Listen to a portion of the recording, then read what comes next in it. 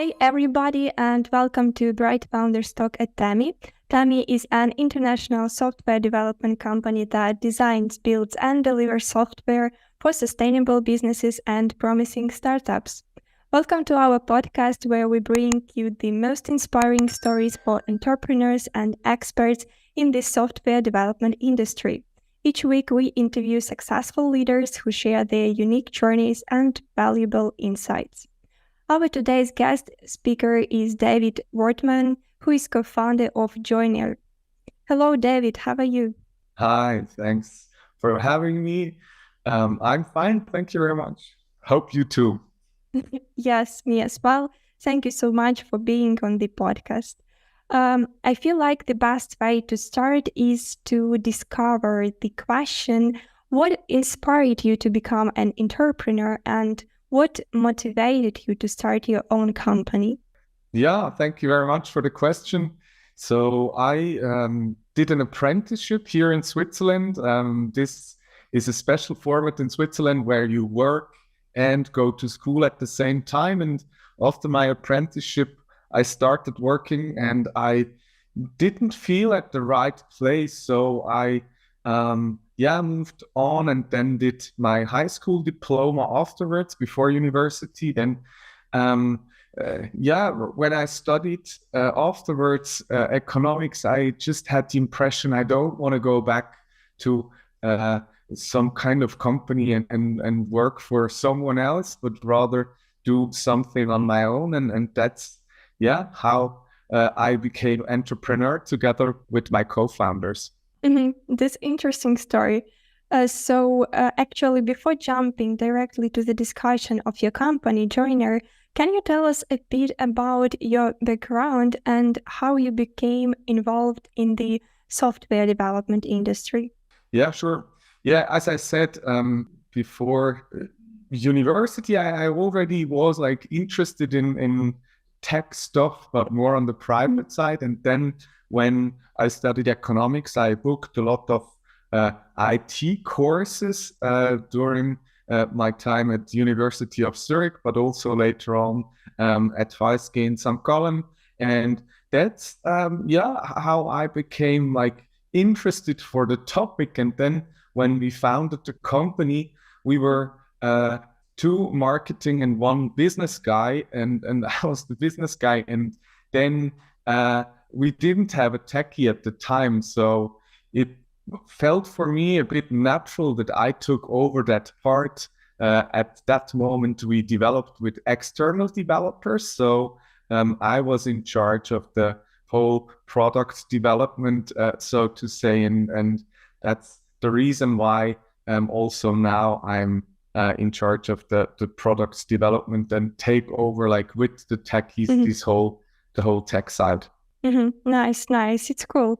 So how did you come up with the idea for Joiner, and what was the process like for building and developing the culture engine product?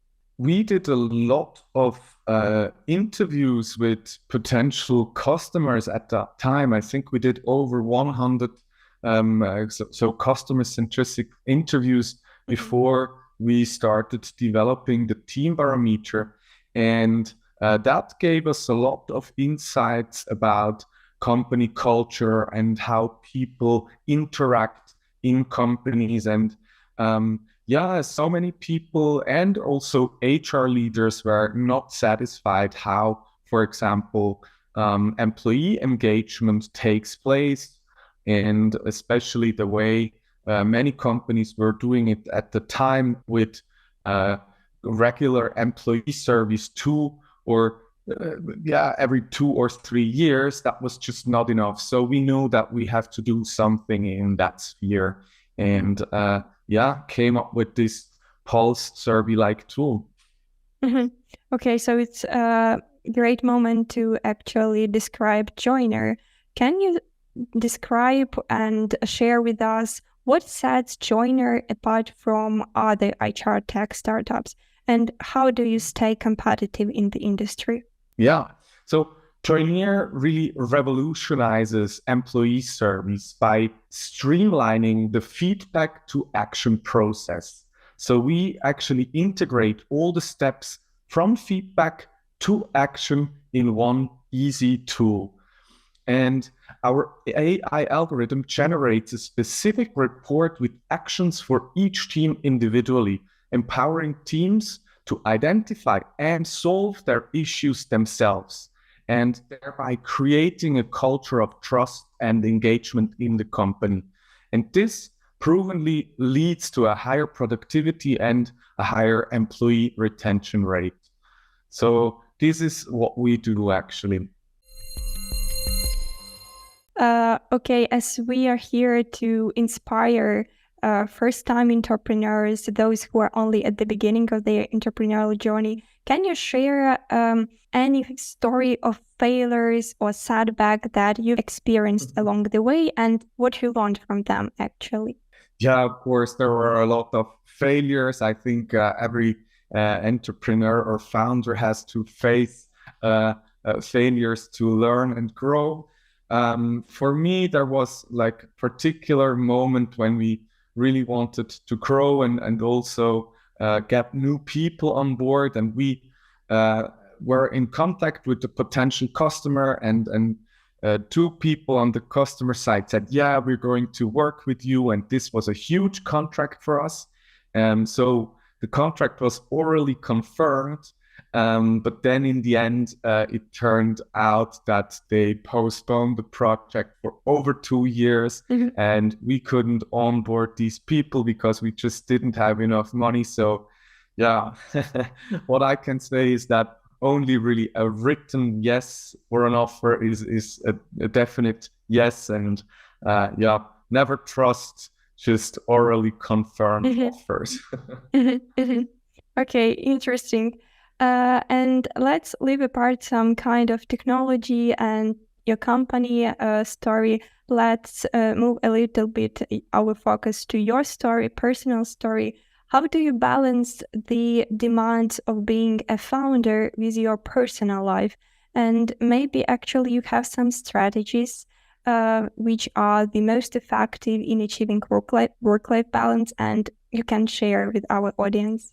Yeah, I do a lot of sports, so that's my balance. So I train 3 times a week. I really need that, yeah, for staying in balance. And then after sports, I can also come home, eat something, and then sit down again and keep on working.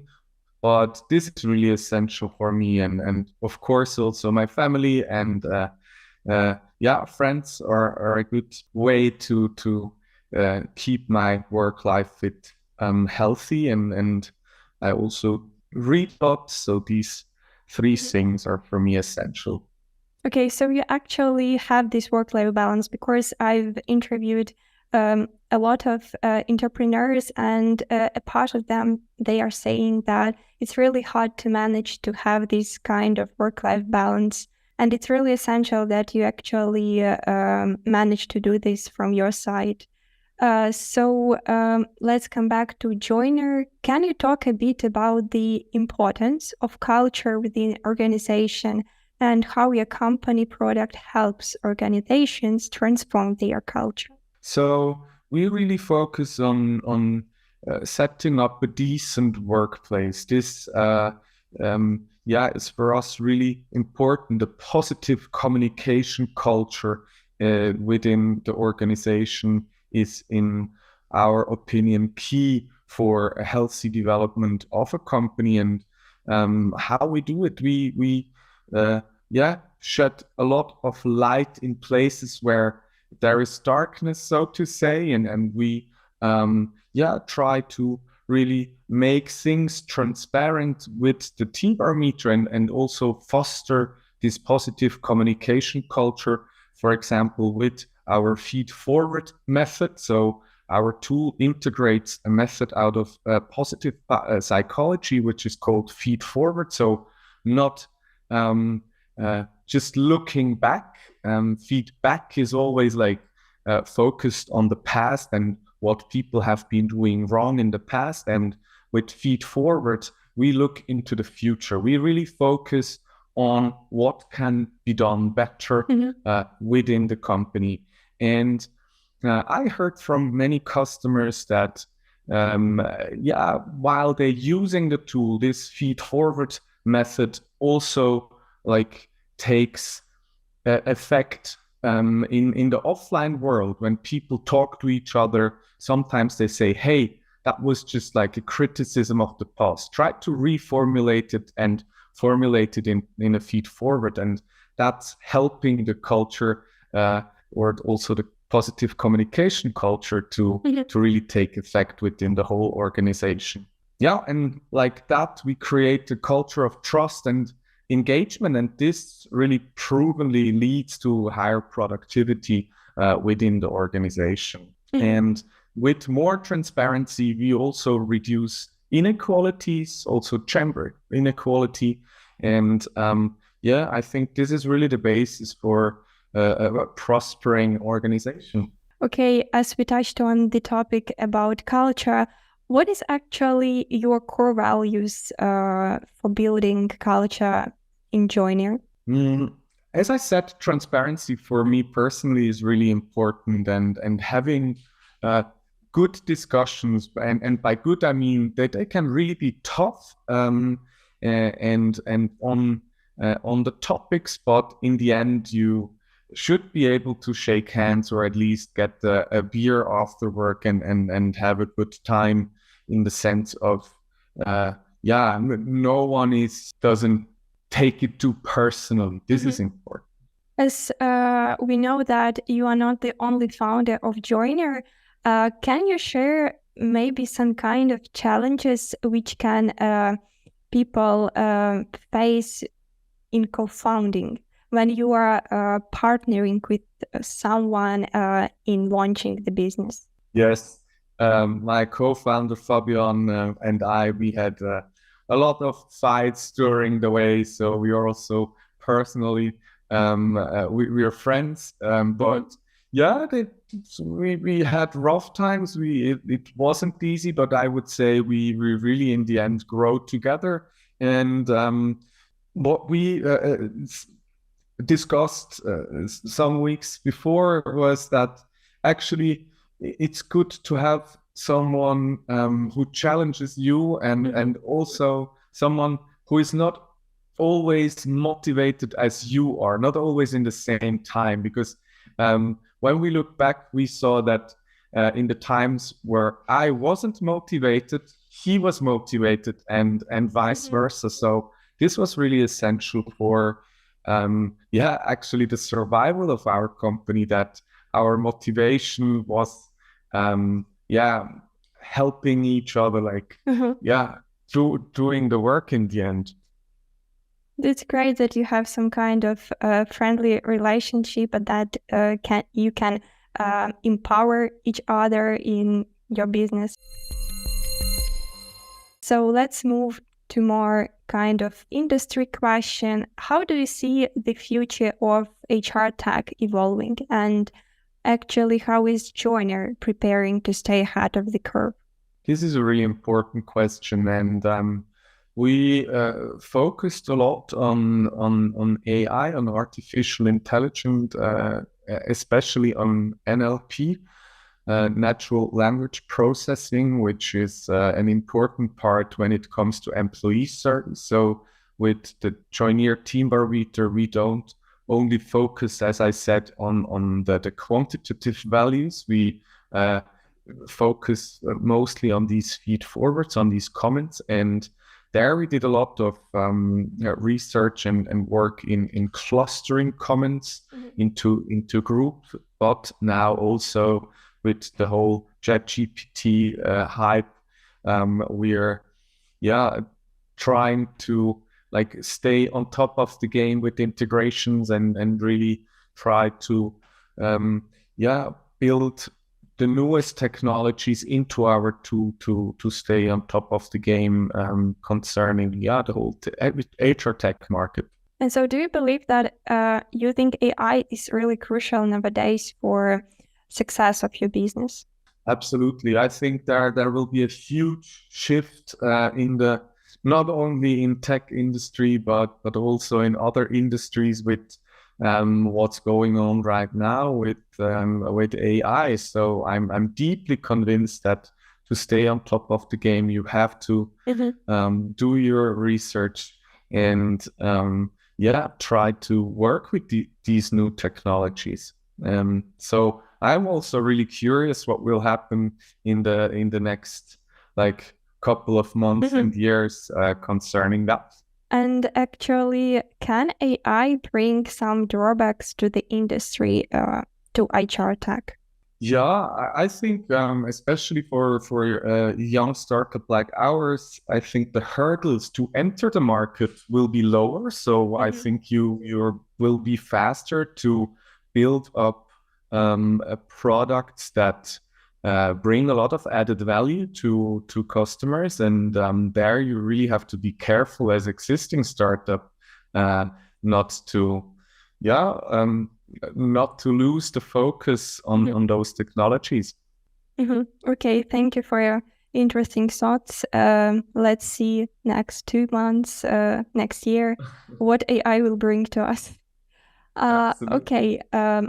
Again, coming back to your personal story as entrepreneur, how do you approach risk-taking and decision-making as entrepreneur? And what strategies have you found to be the most effective in this way?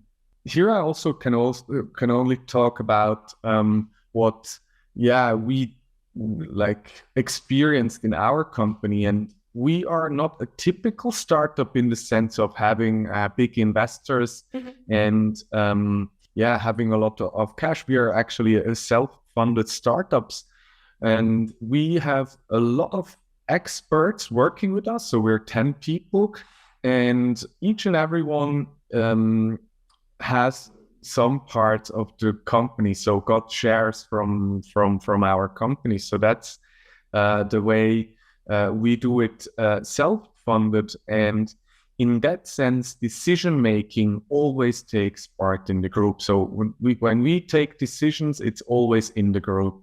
And there as well, we decide together how much risk we want to take and in which direction we are going. And those, for me, are the most important and also most interesting discussions concerning strategy as an entrepreneur.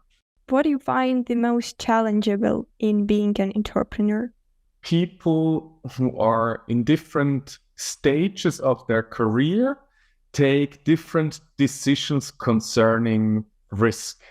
So I made the experience that people who are a bit more advanced in their career or like in their perhaps second or third part of their career, they're usually less risk averse. So they take more risk than perhaps Fabian and myself, who founded the company, and are a bit more conservative, which is actually interesting because in our company we're amongst the younger people, and usually you say that younger people are more risk-taking or risk-loving, but for us it's actually vice versa. Okay, interesting to hear this. So we actually we are about to finish our interview, and my last question will be, as a successful founder, what advice do you have for aspiring entrepreneurs?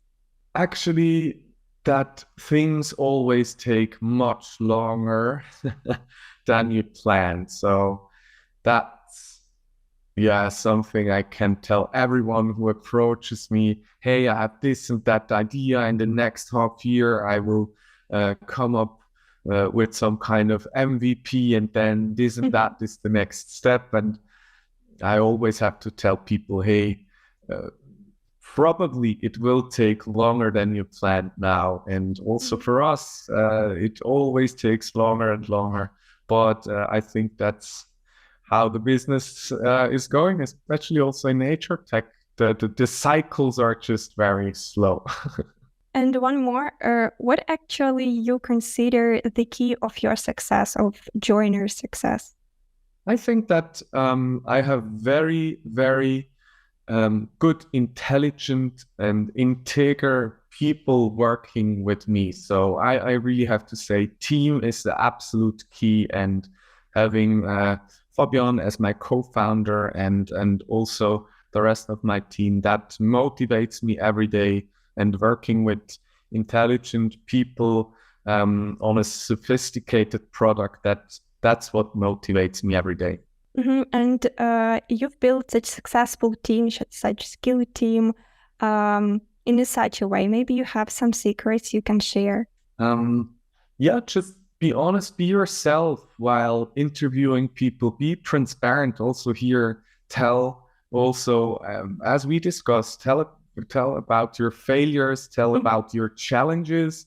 Just be honest when you talk to people who want to work with you. Otherwise, it won't turn out well.